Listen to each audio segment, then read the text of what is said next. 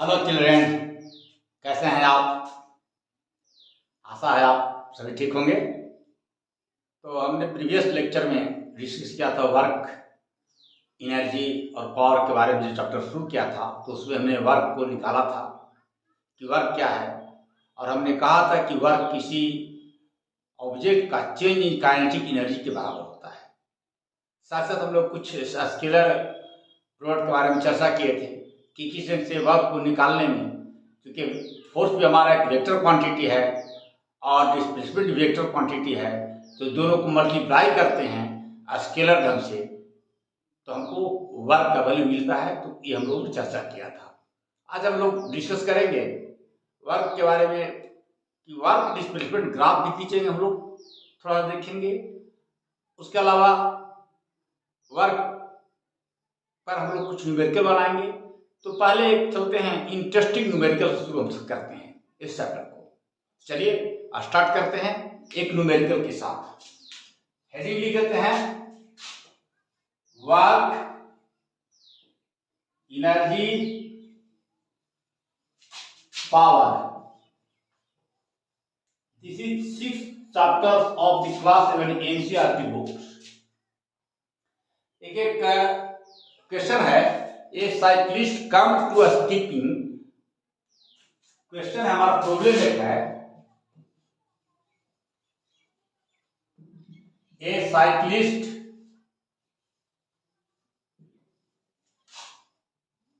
comes to a skidding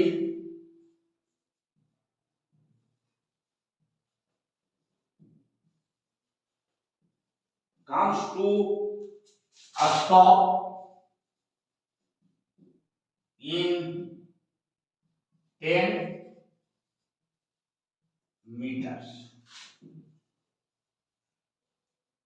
During this process,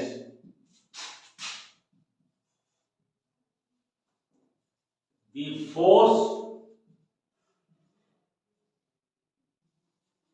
on the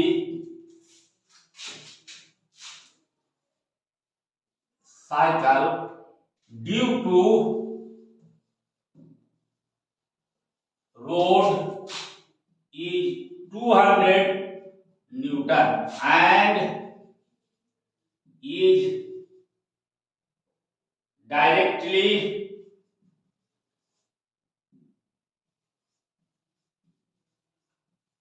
opposed to the motion।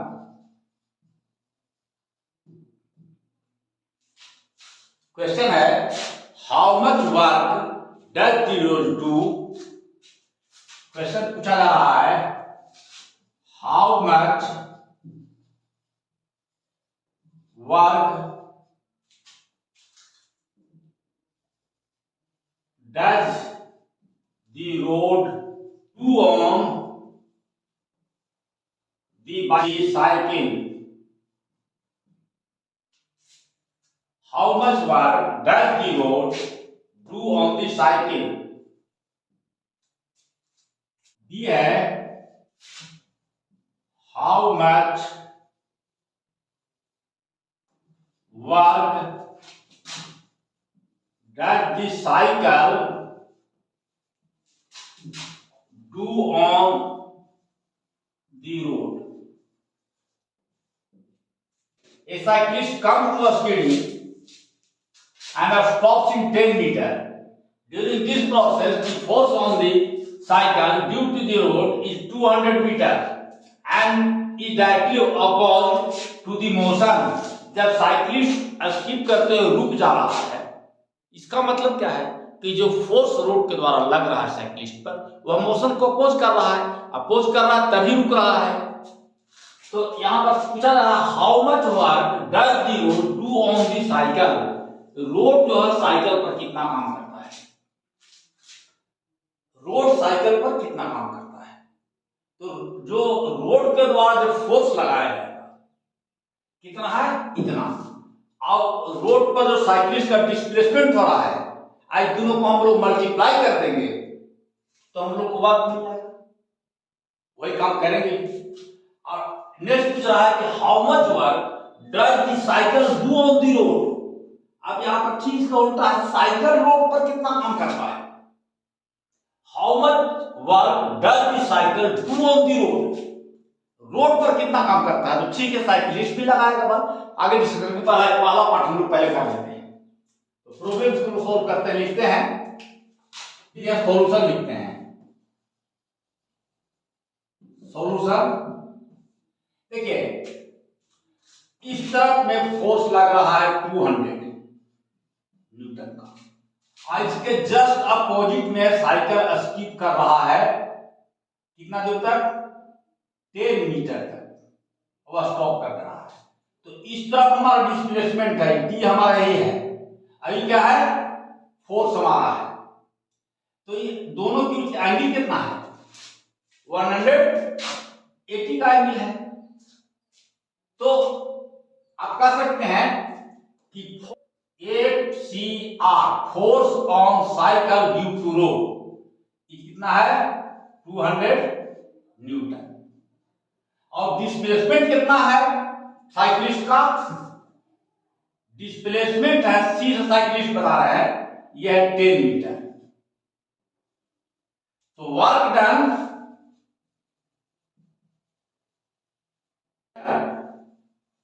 by the road on the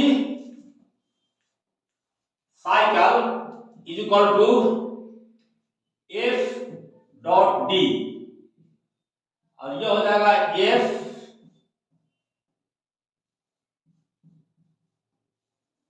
cos 180 degree, क्योंकि दोनों एक दूसरे को oppose कर रहे हैं, इसलिए एंगल 180 डिग्री हो जाएगा। तो ये आपका हो जाएगा, ये आपका है 200 न्यूटन, ये डी आपका 10 है, और cos 100 इक्वल टू माइनस हो जाएगा, तो ये 2000 न्यूटन मीटर। इतना वर्क डन हुआ, वर्क डन मतलब इतना एनर्जी कंज्यूम हुआ। अब आप चलिए बी क्वेश्चन के लीजिए। अच्छा, एक चीज और कीजिए, आप ध्यान दीजिए कि माइनस साइन रहेगा, माइनस साइन सिर्फ बताता है कि वर्क डन जो है निगेटिव हो रहा है, मतलब जिस डायरेक्शन में फोर्स लग रहा है उसके अपोजिट हो रहा है डिस्प्लेसमेंट। यहां देखते हैं कि डायरेक्शन में फोर्स लग रहा है और डिस्प्लेसमेंट हो रहा है साइकिल का। एक्चुअली रोड पर जो फोर्स लग रहा होगा ये फोर्स होगा फ्रिक्शन का। चलिए नेक्स्ट क्वेश्चन का बी पार्ट को हम लोग, ए पार्ट को हम लोग ने किया, ये हमारा पार्ट ए है। अब बी कीजिए।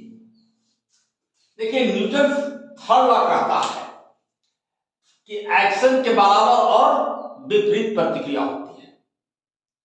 तो इसका मतलब है कि अगर 200 न्यूटन फोर्स लग रहा है, FCR अगर 200 न्यूटन है, तो FRC कितना होगा, force on road due to cyclist कितना होगा, force on road due to cyclist कितना होगा, यह भी 200 न्यूटन का होना चाहिए। तो ये हम लोग कह सकते हैं बाय न्यूटन थर्ड लॉ,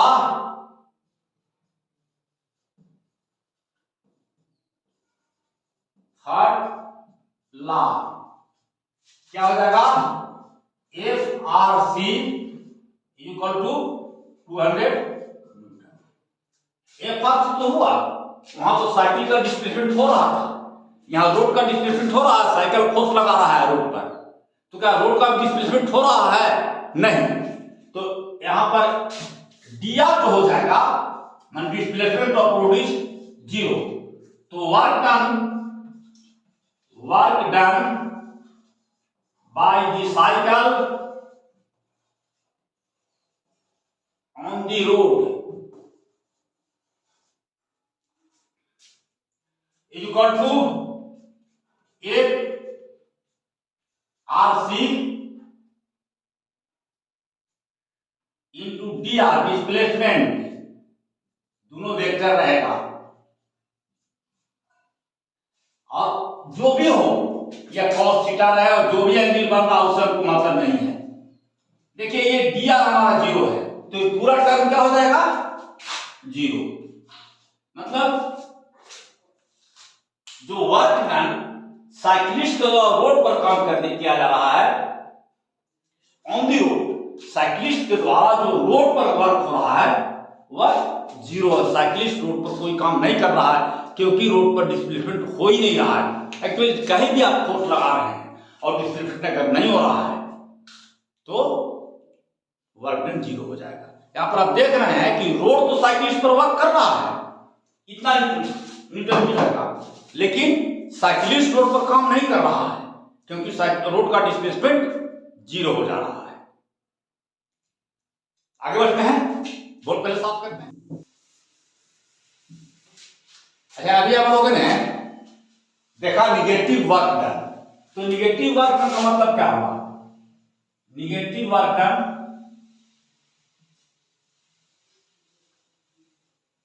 इसका सिंपली मतलब हुआ कि फोर्स और डिस्प्लेसमेंट एक दूसरे के अगेंस्ट में, इस तरफ एक तरफ डिस्प्लेसमेंट है तो एक तरफ फोर्स है, इधर फोर्स लग रहा है तो इस तरफ डिस्प्लेसमेंट हो रहा है। और ये कब होता है?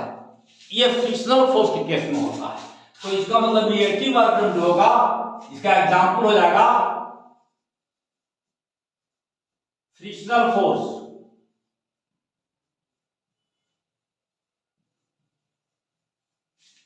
और दूसरा पॉजिटिव वर्क में होगा, ये कब होगा? अगर डिस्प्लेसमेंट हो रहा है, उसी डायरेक्शन में फोर्स भी लग रहा है तो पॉजिटिव वर्क होगा। जैसे कोई चीज गिर रहा है ऊपर से नीचे गिर रहा है, इसका वेट क्या होगा? mg, नीचे गिर रहा है तो, और डिस्प्लेसमेंट कहां है? नीचे की ओर है, तो फोर्स भी नीचे लग रहा है और डिस्प्लेसमेंट भी नीचे की ओर है। तो यहां पर क्या हो जाएगा? mgh जो होगा वर्क, mgh जो वर्क हो गया ये आपका पॉजिटिव हो गया, पॉजिटिव वर्क। चलिए एक हम लोग ग्राफ प्लॉट करते हैं। एफएक्स ग्राफ हम लोग अब एफएक्स ग्राफ को प्लॉट करेंगे। ठीक है, तो एक ग्राफ हम लोग प्लॉट करें, FX graph, F x graph. इसका मतलब क्या है? ये यहां पर लिखने का ऐसे कि value of force will depend on x. तो इस से हम लोग ग्राफ खींचते हैं, इस तरफ ले लेते हैं हम लोग एफ वाई एक्सिस में, और जब एक्स एक्सिस ले लेते हैं हम लोग एक्स को।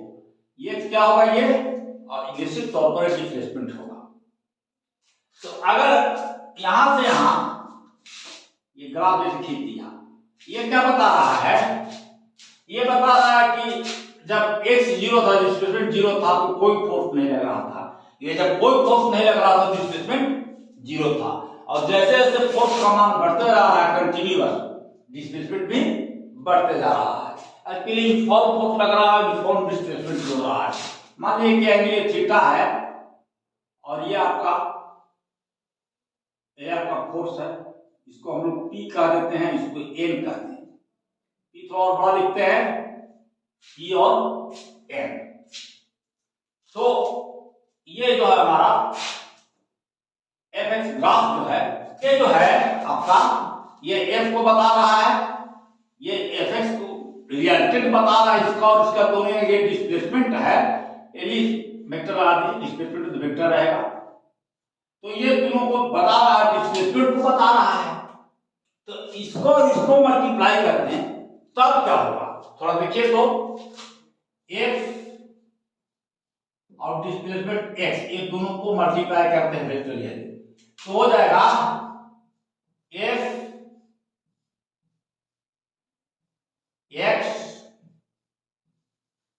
cos theta.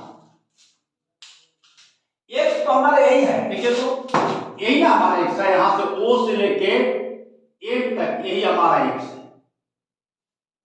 वेक्टर मतलब क्या है? हमारा जो डिस्प्लेसमेंट है, डिस्टेंस है ON, यही ON हमारा x है। ON इक्वल टू x है।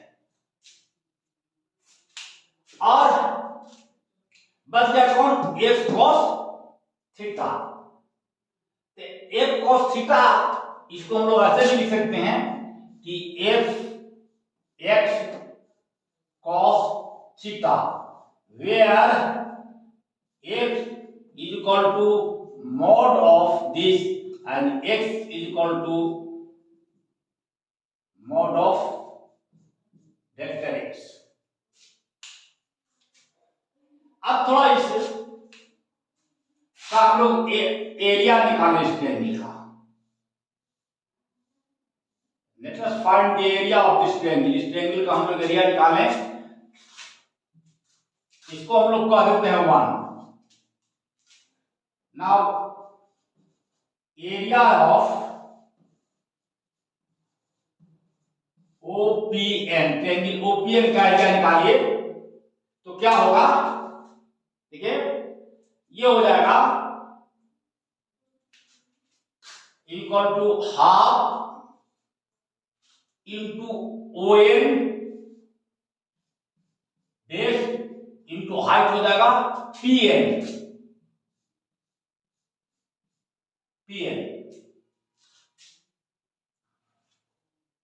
यह आपको आ जाएगा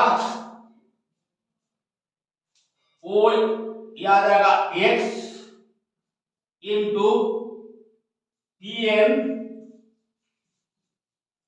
बाय 2। अच्छा, ये PN क्या है, देखिए तो PN ये आपका, ये PN जो है ये नथिंग यही है ना, PN ये f के बराबर है, mode of f of course. तो ये हो जाएगा f PN के f into x into half कर दें, ठीक है। ये जो है, अब इस दोनों इक्वेशन को हम लोग कंपेयर करते हैं, इक्वेशन 1 और इक्वेशन 2 कंपेयर करते हैं। वाकई में ये हमारा क्या है, this is work done, this is work done. और ये क्या है, कंपेयर किया पाएगा f के बराबर है, x है, और cos थीटा का जगह पर हाफ है। cos थीटा हाफ किसका वैल्यू होता है, 30 डिग्री का। तो इसका मतलब ये एंगल हमारा क्या है, 30 डिग्री होना चाहिए। अगर ये दोनों इक्वेशन को कंपेयर करते हैं तो 30 डिग्री होना चाहिए। और कंपेयर करके हम लोग कहते हैं कि work done is equal to the area under the apex curve और force displacement curve. So work done यहां पर लिख देते हैं, यहां पर लिखते हैं comparing equation 1 and 2 we get theta equal to half. So we can say work done under the curve FD, force displacement क्या, Fx करिए, Fx is area, work done under the curve Fx is area under the Fx के अंदर जो area consider कर रहे हैं वह area ही हमारा वर्क डन को दे रहा है। ये हमारा वर्क डन है, दिस इज वर्क डन है। ये आप देख रहे हैं कि यूनिफॉर्म फोर्स लग रहा है, तो ऐसा हम लोग देख रहे हैं। थोड़ा और आगे हम लोग देखेंगे कि अगर फोर्स वेरी करता है तब हम लोग इसको कैसे निकालते हैं। आइए बोर्ड साफ करते हैं और आगे बढ़ते हैं। आइए आगे बढ़ने के पहले एक क्वेश्चन देखते हैं हम लोग। क्वेश्चन है, what is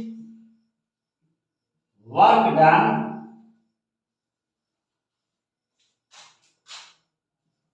that must be done to stop a lorry of mass 4000 kg moving with a speed of 54 kilometre per hour in 2 seconds. Sign of interrogation. What is the work done that must be done to stop a lorry of mass 4000 kg moving with the speed of 54 kilometers per hour in 2 seconds? एक lorry है जिसका मास 4000 kg है और उसको 2 second में रोकना है। उसका स्पीड कितना है? 54 किलोमीटर पर आवर। तो रोकना है कितना? 2 सेकेंड में रोक देना है। तो 2 सेकेंड में वह कितना डिस्टेंस ट्रेवल करेगा, ये जब हम जान जाएंगे तब हम लोग वर्क निकाल सकते हैं। तो हम लोग वही पर्पस होगा कि वर्क डन निकालने के लिए हम डिस्टेंस निकालेंगे। पहले तो एक्सीलरेशन हम लोग जाने, सॉल्यूशन करते हैं। हियर यू माने इनिशियल वेलोसिटी कितना है? 54 किलोमीटर पर आवर। इसको आप मीटर पर सेकंड बदलिएगा तो आएगा 50 मीटर पर सेकेंड। और v कितना है? स्टॉप हो जाएगा तो लास्ट में 0 होता होगा। t कितना है? समय कितना है? t है 2 सेकेंड में हो रहा है। तो ये कैसे निकलेगा हम लोग देख लेते हैं। v equal to u minus at। क्योंकि एक्सीलरेशन डी एक्सीलरेशन यहाँ हो रहा है इसलिए माइनस साइन लिए हुए हैं। ये आपका 0 हो जा रहा है, ये आपका 15 है a और t कितना है? 2 सेकेंड। तो a बराबर कितना आ जाएगा? एक्सीलरेशन जो होगा 15/2 मीटर पर सेकेंड स्क्वायर। अब हम लोग s निकालेंगे और डिस्टेंस को निकालें। और एक्चुअली स्पीड की बात कर रहा है कि स्पीड नहीं होना चाहिए है, स्ट्रेट लाइन पर चल रहा होगा तो वेलोसिटी होगा और फिर डिस्प्लेसमेंट होगा। खैर जो भी हो, तो हम लोग इस फॉर्मूला को यूज करेंगे। v square is equal to e square minus 2as, जहां s का है हमारा ये डिस्प्लेसमेंट है या डिस्टेंस है, ये डिस्प्लेसमेंट है। तो हम लोग इज कीजिए, ये तो 0 हो जा रहा है, ये हो रहा है 15 का और ये हो जाएगा 2 एक जगह पर 15/2 और s की जगह पर क्या है? s रहने देंगे और ये दो कट जाएगा तो बच गया कितना? s is equal to 15 square upon 15 equal to 15 metre. Work done जो निकालना है, वर्क डन निकालने के लिए हम लोग को जरूरत है formula work is equal to force into displacement. तो ये हम लोग को फोर्स कैसे निकालेंगे? फोर्स मास इनटू एक्सीलरेशन और डी कर देंगे तो मास कितना है देखिए तो 4000, एक्सीलरेशन कितना है 15/2 और s कितना है? ये s मतलब डिस्प्लेसमेंट, यही आपका ये है, दिस इज डिस्प्लेसमेंट,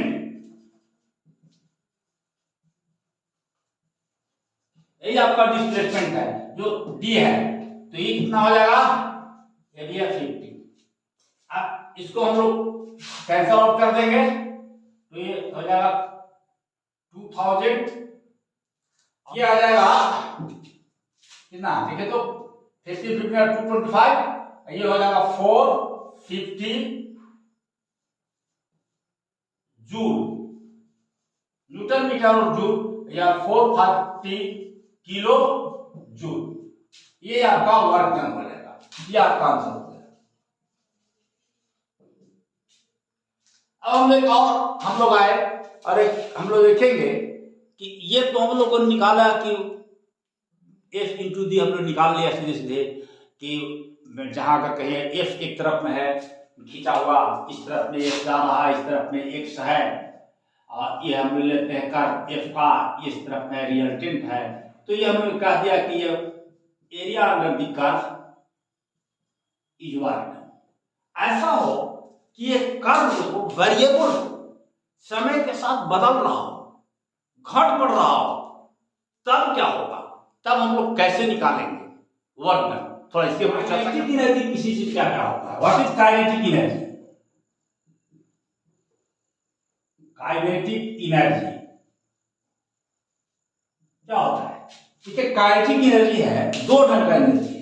एक तो पोटेंशियल एनर्जी है। पोटेंशियल एनर्जी किसी चीज का होता है उसके स्थिति के कारण, उसके जिस जगह पर सिचुएट है उसके चलते होता है। और काइनेटिक एनर्जी किसी ऑब्जेक्ट में होता है उसके मोशन के कारण। और kinetic energy defined as half mv square. इसको हम लोग डिफाइन ही करते हैं कि किसी भी ऑब्जेक्ट काइनेटिक एनर्जी होता है हाफ mv स्क्वायर।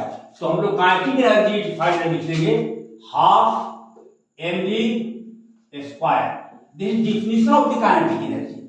और पोटेंशियल एनर्जी mgh। तो बात उसकी चर्चा करेंगे। थोड़ा सा आइए हम लोग वर्क एनर्जी थ्योरम की बात करें। Work energy theorem states that work energy theorem, work energy theorem, work done on a body by a force acting on it is equal to change in kinetic energy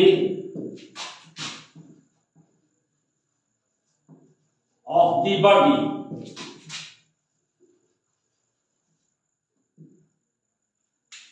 किसी भी body पर जब कोई काम होता है, work done on a body, तो कितना काम होता है? उतना ही काम होगा जितना कि चेंज इन काइनेटिक एनर्जी होगा।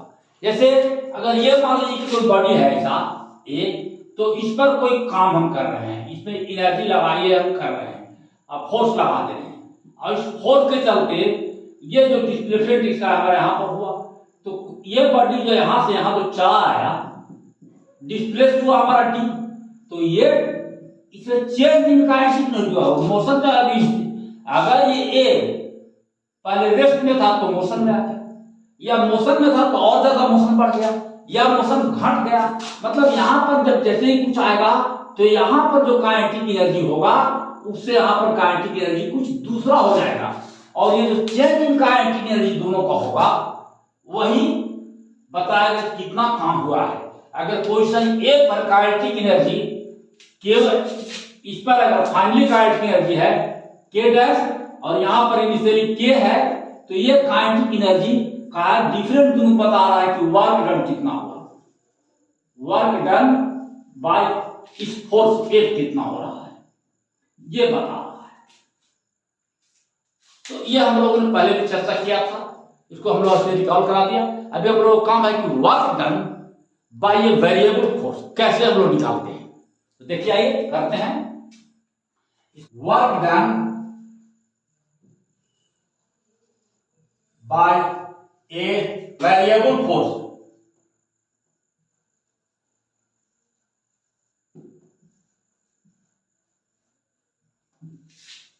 ये वेरिएबल फोर्स है क्या? देखिए इस तरफ में हमारा x है और इस तरफ डिस्प्लेसमेंट ले रहे हैं, और इस तरफ जो हम लोग फोर्स एफ ले रहे हैं, F is the function of x, ये हमारा ओरिजिन है, और इस लाइन से कोई फोर्स वेरिएबल है। और ये जो एफ का मान जो दे रहा है, ये आपका एफ है, ये चेंज कर रहा है, घट बढ़ रहा है, तो इसका फोर्स निकालना होगा। तो आप कहिएगा कि एरिया अंडर द कर्व, यही ना होगा वर्क डन, ये हमारा हो गया वर्क डन। इस एरिया को हम लोग कहें कि वर्क डन है, work done area under the curve. तो ये वर्क डन अगर एरिया अंडर द कर्व है तो हम लोग इसे निकाले कैसे? इसके लिए हम लोग क्या करते हैं कि इसको एक छोटा पार्ट ले लेते हैं और कहते हैं कि यहां पर जो वर्क फोर्स है एफ एक्स है, और ये जो छोटा पार्ट है ये इसका चौड़ाई मान लें कि डिस्प्लेसमेंट जो है dx मान लेते हैं, ये हमारा जो है dx है, डेल्टा एक्स चौड़ाई है।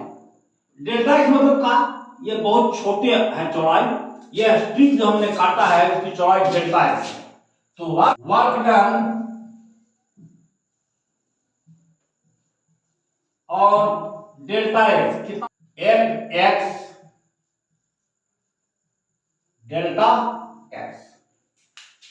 अब अगर टोटल वर्क डन निकालना है, टोटल वर्क डन निकालना है तो क्या होगा, इस वर्क डन को हम लोग कह दीजिए कि बहुत छोटा वर्क डन है तो उसको हम लोग डेल्टा दिखा देते हैं। ये हमारा वर्क डन जो है डेल्टा होगा, डेल्टा डब्ल्यू equal to f x into delta x. ये हमारा वर्क डन है। अगर टोटल वर्क डन पूछा जाए कि इसका टोटल वर्क डन कितना हुआ, तब हम लोग कैसे निकालेंगे। तो इस टोटल वर्क डन डब्ल्यू को ऐसे ऐसे बहुत सारे स्ट्रिंग हम लोग बांटते हैं और यहाँ एक से लेके x बराबर 1 से लेकर के x बराबर n तक, या इसको हम लोग i बराबर n कह देवे, इसका मान लेवे xi1 i बराबर 1 से लेकर के i बराबर n तक, i इक्वल टू n, मैंने यहाँ xn रहेगा, यहाँ xi रहेगा। इसको अलग अलग पार्टों में बांट देंगे। तो अब हम लोग बांट करके निकालेंगे तो लिखेंगे summation total work done under the curve is equal to